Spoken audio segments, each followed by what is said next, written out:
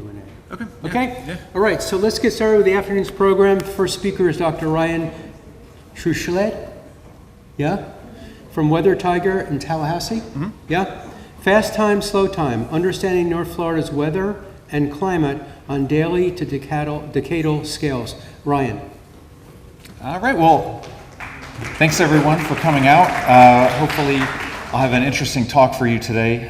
The theme of this talk is going to be looking back at both the last couple centuries worth of weather in North Florida, both on kind of what I would call a fast time or an event-based way of looking at things, and then slow time, the bigger, longer trends that show where we've been and maybe where we're going. So just to explain the fast time, slow time subtitle, since we're looking at the Panhandle, we have fast time, Eastern time, and we have slow time, and that's our central time zone. Drive across the Apalachicola River and you go back an hour, and Southern Gulf County for some reason is on fast time. Not sure why that's split like that, but just one of the many weird little aspects of living here in North Florida.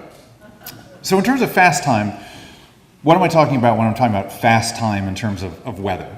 Well, it's been a very active last couple of years here in North Florida, wouldn't you say? We had the hottest month in Tallahassee in North Florida history in August 2023. We had the first major or Category 3 hurricane landfall ever that had to happen in Apalachee Bay. That was Idalia. We had the most impactful tornado outbreak in North Florida history in May of 2024, and we followed that up in September of last year with the first Category 4 hurricane landfall ever in Apalachee Bay with Helene. And then we had what's probably the most impactful winter or ice storm that we've ever had in North Florida in January of this year. Yes, that was in 2025, even though it feels like it was 3 to 5 years ago when I'm thinking back on it. A bit of a surreal experience, hard to categorize, file, and easily reference in the old mind. But slow time. What am I talking about when I'm talking about slow time? Well, I'm talking about climate. Weather is what you get, and climate is what you expect. So this is a plot of the average temperature averaged across the Panhandle, central and eastern Panhandle, over the last 130 years or so. And you can see that there is this long-term trend higher with average temperatures and a big jump just in the past 10 or 15 years. So I'll get into some reasons why we may be seeing that a little bit later on. So first I'm going to talk about what a few key drivers of North Florida weather and climate are, and then I'll get into hurricane history, and I'll talk about temperature and precipitation, tornadoes, and hopefully I'll be efficient enough to get to the fun part with snow and ice at the end. Got to hold myself to that. So just to start out, this is a map of climate classification, climate zone classification for North America. And all of the North Florida is in this kind of light green, which is called humid subtropical climate. Humid subtropical climate means you're basically between 20 and 40 degrees away from the equator, and not only do you have access to a potent source of moisture, you're close to a large body of water, but you also have access to, there's a lot of continental air masses that come in to this part of the country as well. So Tallahassee shares a lot more with the weather of, say, Tennessee than it does with South Florida, which is in a tropical monsoon or tropical rainforest climate classifications. That's more like Central America, rainforest type of stuff. So what makes the weather tick here in North Florida? Other than the obvious cycles of going around the sun, we have several climate and weather drivers that make for what drives our patterns relative to normal anyway, which is what I'm interested in as a meteorologist and someone who tries to understand and predict what's going to happen on daily to year-long timescales. So to start out, the most important climate pacemaker for the world as a whole is the El Niño-Southern Oscillation, or ENSO, or as maybe is more commonly known as El Niño and then La Niña. So what I'm showing here is a map of sea surface temperature anomalies, or the difference between what the sea surface temperatures are right now over the Earth's oceans and what they typically are at this time of year relative to a 1991 through 2020 average. Areas in blue are colder than normal. Areas in orange and red are warmer than normal. So the place where we're looking, where we care about the most on this map, from a global kind of driving the jet stream patterns perspective, is actually in the central equatorial Pacific, kind of south of Hawaii near the international date line. And you can see that's an area right now where, I have a laser, perfect, right there. Right in there, that's our El Nino, La Nina region. We're colder than average there, and that means right now we're drifting into La Nina conditions. El Nino is when those waters are warmer than average by half a degree for an extended period of time, and a La Nina is when they're cooler than average for an extended period of time over that same area. Why does that matter? A couple reasons. When you have an established El Nino or La Nina event, it tends to linger for at least a year, sometimes more than that. It also exercises an outsized influence on where the jet stream, the dips and the ridges, the highs and low pressures set up, and that drives who gets rain, who doesn't get rain, who gets colder than normal temperatures, who gets warmer than normal temperatures. It's really important and has really strong correlations across a lot of the globe. So just very simply, schematically, when the waters of this central equatorial Pacific are warmer than average, it drives more thunderstorm activity above that warm water and more sinking air, so less rainfall in the areas that are kind of adjacent to that. So you see these thunderstorms there, and so air that goes up has to come down, and when that happens, you're warmer than average, kind of there, and drier than average away from that rising air branch. La Nina, just the opposite. Colder than normal waters mean you have sinking air or less thunderstorm activity than normal over the central Pacific, and then you get more thunderstorm activity than normal kind of here over the maritime continent, over in East Asia. And you also have more thunderstorm activity over the Atlantic, and that's what really matters for our perspective. Now, I don't need to tell you, I think everyone in this room knows, that sea surface temperatures across the globe generally have been warming pretty dramatically over the past 50 years. The one exception to that is actually in the eastern and central equatorial Pacific. And on average, water temperatures in this key region, where we're determining El Nino or La Nina events, have actually cooled off a little bit in the past 40 or 45 years. The reason for that is because there's been an increased frequency of La Nina events in the last 40 years relative to history. So we're tipping into a La Nina event right now. We're likely to be in a La Nina event for late fall and winter of this year. And that'll be the 5th La Nina event in the last 6 years, something that has never happened before. Typically, we spend about a third of the time in El Nino, a third in neutral, and a third in La Nina. So 5 out of 6 is very unusual. We'll keep that in mind as we look at North Florida weather. Another key influence is something called the Atlantic multi-decadal oscillation. So this horseshoe-shaped region of sea surface temperatures here across the tropical Atlantic and the eastern Atlantic heading up towards Europe. There is this long-term cycle where you're spending about 30, 40 years colder than average in that horseshoe, and then 30 or 40 years warmer than average, back to cold, back to warm. We're currently in a warmer than average regime since about 1995. And that's very influential for modulating hurricane landfall risks in the US in general, but specifically in Florida. So I'll show a bit more specifically later. And finally, as more of a local influence on our weather, these are average sea surface temperatures, annual average sea surface temperatures in a box that I've drawn over the eastern Gulf. So this is basically between 22 and 30 degrees north, so southern Gulf to northern Gulf, and then 88 to 82 west, so kind of the eastern half of the Gulf here. So these are sea surface temperatures on average, annual averages going back to 1900. We see some warming in the early 20th century, choppiness until about 2000, and then a real uptick in eastern Gulf temperatures. And these are annual averages, so this is this isn't daily average or anything like that. These are kind of these longer term trends, a big jump just in the past 10 or 15 years. So this is a major influence on North Florida climate, as I will show in some of these events that we're looking at. So I'm a hurricane guy. That's my scientific training. I went to FSU and all the way through the doctoral program and studied hurricane climatology and forecasting. So got a lot to show you about North Florida's hurricane history and how these various climate influences are playing out in the weather that we're seeing. So I want to start out by showing this is the climatology of the entire Atlantic basin. So that's the open Atlantic, the Caribbean, and the Gulf all together. All the storms that are out there, those close to land, those far away from land, everything.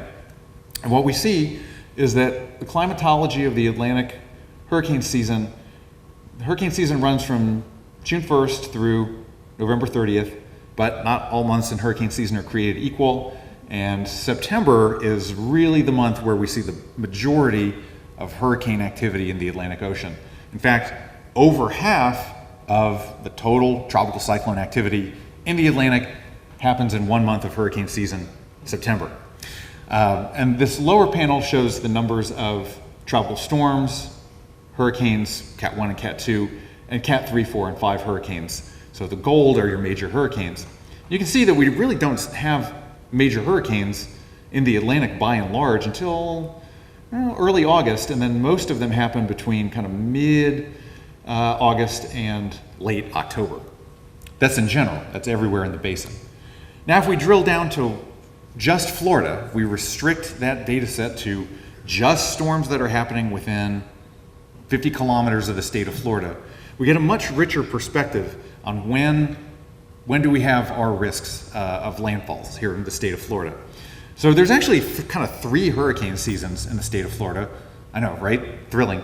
The first hurricane season, you tend to have these kind of more loosely organized storms that come up through the Gulf early in the season. There's another peak here. Peak number 1 of major hurricanes happens in September, and then peak number 3 happens later in the month of October. So those 3 seasons are kind of very distinctive in where the storms are coming from and what kind of storms they are. Early season, kind of late May through mid-July, we're getting storms that develop in the Gulf or develop in the Caribbean. They're pretty weak. They can be major rain threats. They're coming from the south or southwest, and they can cause flooding. The peak season, season number 2, that's kind of late July through the end of September. And those are storms like Andrew or Irma, your classic hurricanes that develop from waves out by West Africa. They come across the ocean, they approach Florida from the east, and they can be quite strong and powerful hurricanes when they get here, causing wind and surge hazards. And then the late season, unfortunately, is something we've become very acquainted with here recently in North Florida because they're the type of storm threats like Helene or Michael, storms that develop in the Caribbean, come north across the Gulf, and the area to watch is kind of from Florida's Gulf Coast rather than Florida's East Coast. And those hurricanes can be quite powerful. Just last year we had Milton, Category 3 hurricane, landfall on October 9th. So now this is breaking things down even further. I'm dividing Florida up into North Florida and South Florida. So this is October 1st, you're here. And in North Florida we have our peak timing. When do we typically get major hurricane landfalls in North Florida? Well, second half of September, first half of October. That's when they happen. North Florida, thankfully, sees diminishing tropical cyclone risks as we go later in the month of October. It's not impossible. This little red bar out here is Hurricane Kate, which made landfall on November 22nd, 1985. So yes, I know that hurricanes are possible even into the month of November, but they are not as common as they are in September and October. For South Florida, there's an interesting bimodal distribution here. There's that first peak with those storms coming from the east, Andrews and Irmas, and then there's a second peak in frequency where storms are coming out of the Gulf and moving northeast across South Florida later in the month of October. So, I'm feeling pretty good about North Florida right now because it looks like we're going to get through this first half of October without a major hurricane threat for us, but really can't rule out anything. But South Florida still has a lot of risk to go before we can seal the deal with this hurricane season. So Florida and Panhandle's hurricane history, for breaking it out by thirds, early third, middle third, last third of hurricane season. And you can see that there's a clear preference here for kind of this September being our time frame of the most risk. We're seeing a lot of storms coming out of the Caribbean, some that are coming across South Florida and then making it up our way. And just to point out, these are only hurricanes. I've restricted it to just hurricanes crossing the Panhandle. And then in that late season, you can see again, storms developing in the Caribbean and then moving north across the Gulf. 60% of the hurricane strikes that we've seen in North Florida have been in August and September, however, but we do have to continue to watch things heading into the first half of October. So, example of an early season threat is Dennis from 2005. Weren't a lot of other storms to pick from here that were photogenic, but Dennis was a major hurricane that made landfall out by Destin in 2005. Hermine, early September 2016, the Cat 1, and then of course Michael as our late season example of a type of hurricane threat we can see in the Panhandle. So this is where major hurricanes develop in the month of October. Each yellow dot is a place where a Category 3 hurricane developed. It's tightly clustered in the Caribbean. And then this is the steering pattern that we typically get when Florida gets late season hurricane landfall. This purple is a dip in the jet stream. So you have a ridge of high pressure out here, and then a dip in the jet stream that picks up storms in the Caribbean and turns them north across the Florida Peninsula or Florida Panhandle. Now, what are the relationships between hurricane risk and some of those climate modes that I showed earlier? Well, there is, that are outlined in blue here, that's places where cooler waters mean more hurricane activity in the Atlantic. And areas in red are places where warmer waters mean more activity. So there's that AMO horseshoe in the Atlantic, and there's our La Nina correlation, where we have more hurricanes happen during La Nina events. If we break out how many hurricane landfalls have happened in Florida by where we in a La Nina, neutral, or El Nino conditions, you can see that when there is a La Nina ongoing during hurricane season, Florida will usually see a hurricane landfall. Or at least one will happen maybe 2 out of every 3 seasons. And in El Nino, we're only talking about maybe 1 out of every 3 seasons having a hurricane landfall in the state of Florida. And for the US as a whole, the stronger the El Nino gets, the fewer average hurricane landfalls we have in the continental United States. AMO really matters for Florida as well. So I've broken out here, here's our cold phase in the early 20th century, warm in the mid 20th century, another cold phase in the late 20th century, and then here's our 21st century warm AMO. And these number of major hurricanes that make landfall in the state of Florida, we're averaging about 3 major hurricanes every 10 years making landfall during warm AMO periods, and only about 1 every 10 years during cold AMO periods. So that's something that really matters. And that warm AMO that we're in, and the tendency for more La Ninas happening, has really made the last 10 years worth of hurricane seasons quite destructive in the state of Florida.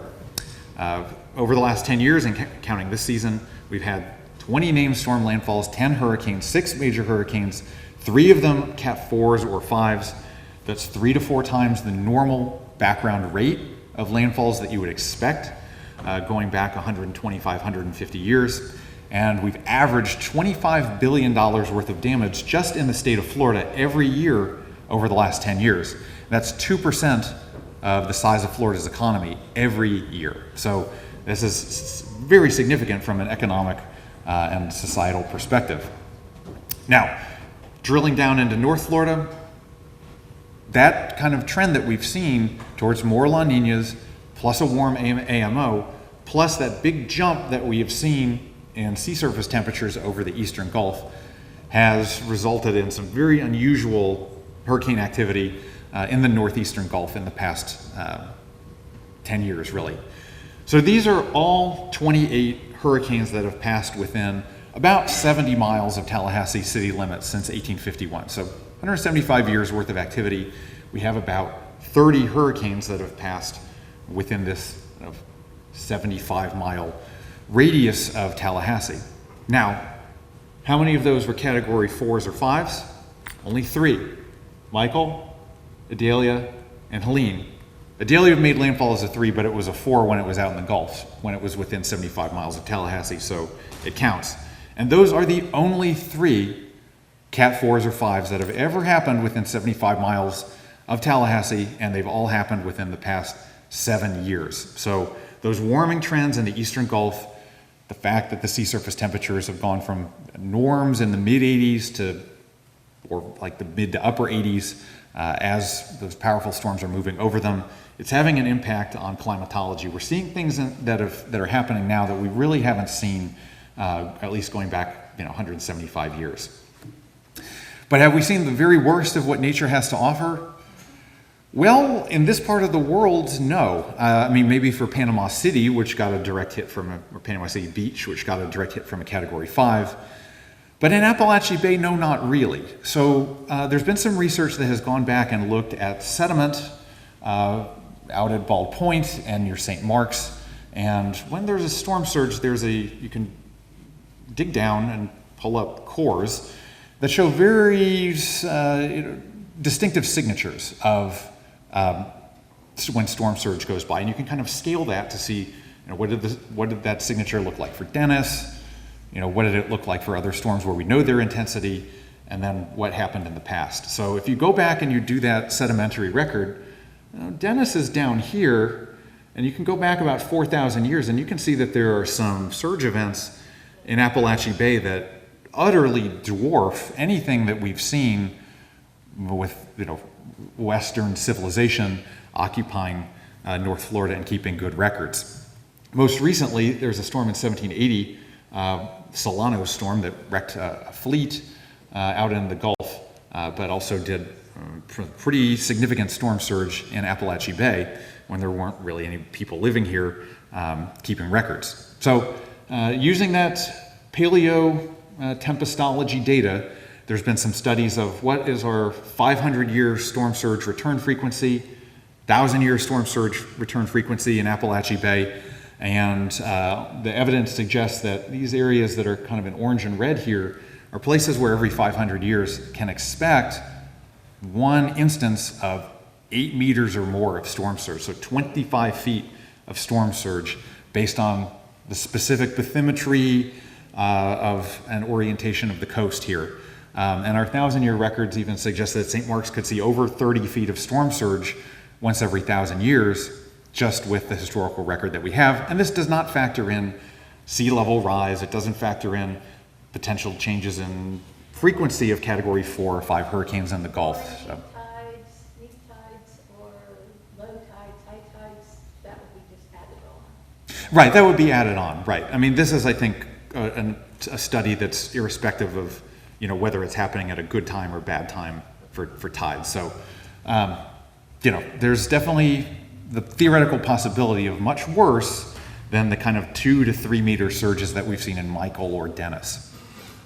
So on that uplifting note, I'm going to switch things over to talking about temperature and precipitation trends. And this is a bar graph that shows what percentage of daily temperatures are above or below the long-term averages. And basically what we can see is that as we go through time here, an increasing proportion of daily temperatures are above normal. This is at the Tallahassee area, which has seen consistent record keeping since the late 1800s. So I'll break things up here by average maximum temperatures and average minimum temperatures. So these are annual averages of high temperatures in Florida Climate Division 1, which is basically Big Bend and west out towards Pensacola. And we do see a long-term increasing trend, and we also see that the last few years have been amongst the warmest that we've ever observed in North Florida. But if I switch it over to talking about overnight lows, we really see a huge kind of change just over the last 10 years where we're going from, there wasn't much of a trend over the long term in terms of low temperatures, overnight temperatures, until about 15 or 20 years ago, and then we sort of jump up into this, what appears to be some kind of a new regime. And if this reminds you of something, it should remind you of this sea surface temperature graph that I showed at the beginning of the talk. You can see there's this kind of phase change in Gulf water temperatures, and then we see this kind of new regime of overnight lows being much warmer. Now that's because temperatures can't get lower than the dew point. Once overnight temperature drops to the dew point, the air is saturated, you get dew, and the temperature does not decline further. So hot water out in the Gulf of Mexico, higher dew points, higher overnight low temperatures. In terms of high temperatures, what we're really seeing in terms of trends are a pretty significant trend in the very hottest days in the historical record. So Tallahassee's all-time high temperature record is 105 degrees from 2011. And this is the number of days each year where the high temperature exceeded 102 degrees. These temperatures were extremely rare in the early and mid-20th century, but they've become much more common, although still subject to interannual variability, in about the past 30 to 35 years. So in that 2011 year where we broke the all-time high temperature record, there were also 6 days where the high temperature was a pleasant 102 or above. In terms of precipitation, we're really not seeing a lot of long-term trend in the amount of rainfall that's falling in North Florida. So that's good. I mean, we're not seeing a huge decline in temperatures. Both the land and the water are warming up, so we're still generating afternoon showers and thunderstorms that drive our summer precipitation. But we are seeing, we're spending an increased proportion of our time in drought. So this is a long-term measure of drought. This is hydrological drought. So this isn't the kind of drought that you can alleviate just by it raining a lot on 1 or 2 particular days. Over the past 30 years, we're spending far more time in drought, which would kind of be below this line, than we are in excessive precipitation regimes where we have too much water or there's long-term flooding. And the reason for that, again, while we have the same amount of precipitation, if temperatures are hotter, we're evaporating more of that water more quickly. So surface water has a tough time sticking around, and the other thing is that the distribution of the precipitation is getting chunky. So we have these excessive precipitation events, and then we're going a long time without enough rainfall. And the reason for that is, once again, increased prevalence of La Nina. This is the typical pattern that we have, especially in the winter months, the northern hemisphere winter, when there's a La Nina, where moisture kind of gets deflected further north into the Midwestern US and the Great Lakes. And in the winter months, there's a ridge of high pressure over the southeastern US, stops cold fronts from coming down. So Florida tends to be warmer and drier than average in these La Nina winters, and we keep having La Nina winters. So this is NOAA's estimation of, or composite of La Nina superimposed with the trends. So these browns and yellows are drier than average along the Gulf Coast, and these reds are warmer than average. So our winters are trending towards being, in general, on average, warmer and drier, and that's extending these periods of hydrological drought. And we've seen a number of instances in the past 10 years where Lake Jackson has drained completely, and you can go look at the cool geology on the bottom of the lake. Cool, it's happened before, but it's happening more frequently now because we're spending more time in drought. So I'm going to shift gears to talking about tornadoes because there's just so many kinds of impactful weather here in North Florida. Florida is, unbeknownst to many, a top 5 tornado state. We actually have a comparable number of annual tornadoes as Iowa or Illinois, places where are more traditionally associated with damaging and destructive tornadoes. So the reason why Florida doesn't have the reputation as a tornado hotspot is because a lot of these Florida tornadoes are actually spawned by the outer bands of hurricanes and tropical storms, and thus are weaker than tornadoes elsewhere across the continental United States. Outer band tornadoes from a tropical storm or a hurricane, they're short-lived, but they tend to be EF0 or EF1, not as damaging as destructive. So these are all the tornadoes that have been recorded from tropical cyclones since 1995, and every red dot is a tornado, and you can see Florida has quite a bit of real estate covered by these tropical cyclone-induced tornadoes. Now, locally, example of that is the outbreak of tornadoes that happened in the outer bands of Hurricane Ivan in 2004. Ivan made landfall just west of Pensacola, but it spread something like 17 or 18 tornadoes just across the Big Bend region. This is a map that NWS Tallahassee office put together with the tracks of all these tornadoes. But you can see most of them are F0 tornadoes. There's a few damaging F2s mixed in there as well. So these are all F3 or EF3 tornado tracks since 1950 across the southeastern US. And you can see that there's a real prevalence of the more damaging and destructive tornadoes the further north and west you go across the deep south. Now, if we switch gears and we look at all tornado tracks in the Big Bend region, We see a lot of these blues, those are EF0s, greens, EF1s, yellows, EF2s. We're filling in that blank space that we had on our destructive tornado map with some weaker tornadoes. Now, the reason why we don't see as many destructive tornadoes in the Big Bend region is simply because we are close to a body of water, and that results in a more stable air mass in the winter months where we have our tornado risks are the most prevalent in the southeast, winter and spring. Okay, I will be done very soon. All right, so, but of course, you know, prevalence is one thing, and climate is what you expect, weather is what you get, and in 2024, we had 2 EF2 tornadoes merge directly over Tallahassee. And again, that's maybe linked to a warming of the Gulf. In terms of overall shifts, we are seeing the plains is where we kind of traditionally saw the tornado belt. We're seeing decreased frequency of tornadoes in the plains, increased in the Mississippi Valley, the Delta, and the Deep South. We're not really seeing that as much across North Florida, probably still due to that marine influence on the winter and spring tornado season. We're also seeing that La Nina is a little bit of a help here because we get fewer cold fronts, less winter precipitation. So the Gulf is warmer, that raises our risk.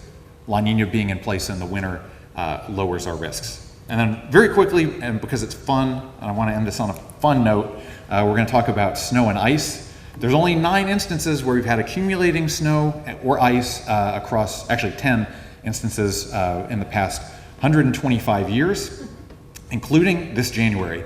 So some of the greats in history were this great citrus freeze of 1895 that basically wiped out the citrus industry in North and Central Florida, a huge trough of low pressure dropping into the continental US, bringing temperatures in the single digits to Tallahassee.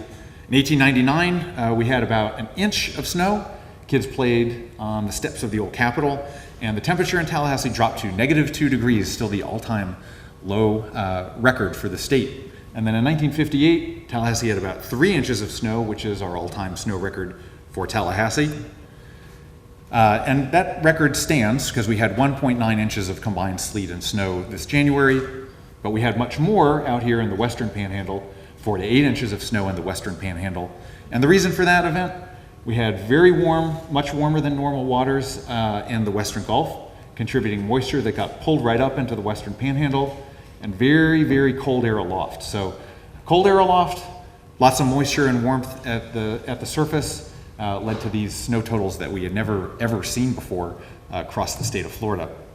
So is this a trend? Well, rare events, it's very hard to establish a trend, but we are seeing some tendencies toward what's called polar amplification. The poles are warming faster than the equator, and it's making the jet stream a little more wavy than it has been previously in the winter months. So that when the jet stream is wavy, you can get these outbreaks of Arctic air straight down into the southeastern US. So this tendency towards increased waviness of the jet stream in the winter, it may increase the frequency of cold air outbreaks enough to offset overall warming trends. We've had a number of winters here recently that feel like it was a 1-week winter. Think about 2022, when around Christmas, we had 3 days in a row where the lows were in the teens. Rest of the winter was like, 80 degrees with a low of 50. So that phenomenon might be something that we'll continue to see in the future. And hey, I'm always hoping for snow, although on day 3, I kind of want it to be gone, but the first couple of days were nice. All right, that's it. You can read my last slide and I'll take any questions that you have.